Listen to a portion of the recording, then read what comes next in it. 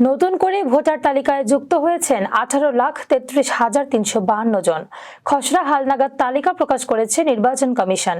বৃহস্পতিবার সকালে নির্বাচন ভবনে সাংবাদিকদের এই ব্রিফিংয়ে এই তথ্য জানান নির্বাচন কমিশনার ব্রিগেডিয়ার জেনারেল অবসরপ্রাপ্ত আবুল ফজল মোহাম্মদ সানাউল্লাহ। তিনি বলেন, হালনাগাদের আগে ভোটার ছিল 12,18,50,160 জন।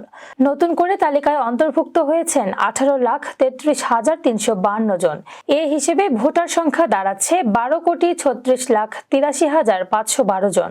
ভোটার বৃদ্ধির হার 1.50%। নির্বাচন কমিশনার বলেন, দাবি আপত্তি নিষ্পত্তি শেষে আগামী 2 মার্চ চূড়ান্ত ভোটার তালিকা প্রকাশ করা হবে। এ সময়ের মধ্যে কারো কোনো দাবি বা আপত্তি থাকলে তা জানাতে পারবেন। দাবি আপত্তি জানানোর শেষ সময় 17 জানুয়ারি। ইসি জানায়, আগামী 20 জানুয়ারি থেকে বাড়ি বাড়ি হালনাগাদ কার্যক্রম শুরু হতে পারে।